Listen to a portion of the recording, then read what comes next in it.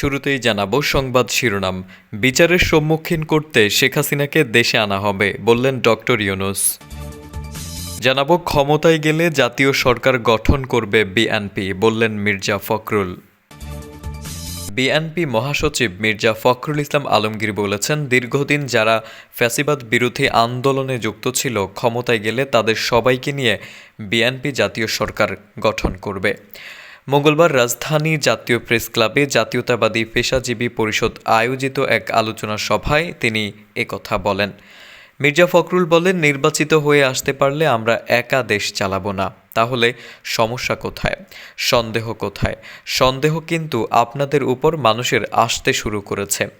অন্তর্বর্তী সরকারের উদ্দেশ্যে তিনি বলেন, আপনারা কথা বলে বিভ্রান্তি সৃষ্টি করছেন। ফোকাস এক জায়গায় করুন। ফোকাসটা হচ্ছে ইলেকশন কমিশনকে ঠিক করে, প্রশাসন বিচার ব্যবস্থাকে ঠিক করে নির্বাচনের দিকে যান। বাকি কাজগুলো যারা নির্বাচিত হয়ে আসবে তারা করবেন। তিনি বলেন, যতবারই বলি আপনারা শুধু বলেন আমরা শুধু নির্বাচন করি। নির্বাচন বলেই জাতির স্বার্থে, বিএনপির স্বার্থে তো করছি না।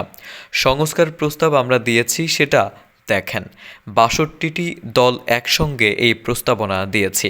ফখরুল বলেন, একটি বিষয় আমাদের সবার স্বীকার করতেই হবে, এদের কারো রাজনৈতিক অভিজ্ঞতা নেই। এর আলাদা যোগ বিয়োগ আছে, এর আলাদা ইকুয়েশন আছে। এটা বুঝতে পারবে রাজনীতিবিদরা। এজন্য যারা রাজনীতিবিদরা বলছি নির্বাচন দ্রুত দিতে, কারণ বিএনপির ক্ষমতায় যাওয়ার জন্য নয়। আমরা বলছি নির্বাচন দ্রুত না হলে এই সমস্যাগুলো বাড়বে, অন্যান্য সমস্যা বাড়বে। তিতুমির কলেজ শিক্ষার্থীদের গতকালকের আন্দোলন প্রসঙ্গে তিনি বলেন, ইন্টেলিজেন্ট ছিল না সরকারের। অন্তর্বর্তীকালীন সরকার জানতো না এরকম হতে পারে, কেননা আগে থেকে সে ব্যবস্থা নেওয়া হলো না। ফখরুল বলেন, আমরা সংস্কার প্রস্তাব দিয়েছি, এখানে দেখেন কোনো প্রস্তাব আপনারা নেবেন, কোনটা নেবেন না। আসল জিনিসটা আসেন, নির্বাচন কমিশনকে ঠিক করে আপনারা দ্রুত নির্বাচন দিন। প্রধান উপদেষ্টা অধ্যাপক মোহাম্মদ ইউনূস ভারতীয় দৈনিক দ্য হিন্দুকে বলেছেন, বাংলাদেশের ক্ষমতাচ্যুত প্রধানমন্ত্রী শেখ হাসিনাকে ভারত থেকে দেশে ফিরিয়ে আনার প্রক্রিয়া চালাবে সরকার। তবে তিনি বলেন, শেখ হাসিনার দল আওয়ামী লীগের নির্বাচনে প্রতিদ্বন্দ্বিতা করার বিষয়ে তার কোনো আপত্তি নেই। ঢাকায় তার বাসভবনে দ্য হিন্দুর সঙ্গে একান্ত সাক্ষাৎকারে ডক্টর ইউনূস ভারতের সঙ্গে সম্পর্ক এবং সংস্কার পরিকল্পনার বিষয়ে তার দৃষ্টিভঙ্গি তুলে ধরেন।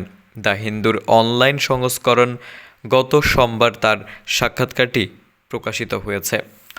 অধ্যাপক ইউনূস তার সরকার গঠনের ১০০ দিনের কার্যক্রমের পক্ষে অবস্থান নেন এবং কট্টরপন্থার উত্থান, দেশের হিন্দু ও অন্য সংখ্যালঘুদের নিরাপত্তা সংক্রান্ত প্রতিবেদনকে প্রোপাগান্ডা বলে অবহিত করেন। যদিও এই ধরনের প্রতিবেদনের জেরে তার সরকার ভারত ও মার্কিন প্রেসিডেন্ট প্রার্থী ডোনাল্ড ট্রাম্পের তীব্র সমালোচনার মুখে পড়ে।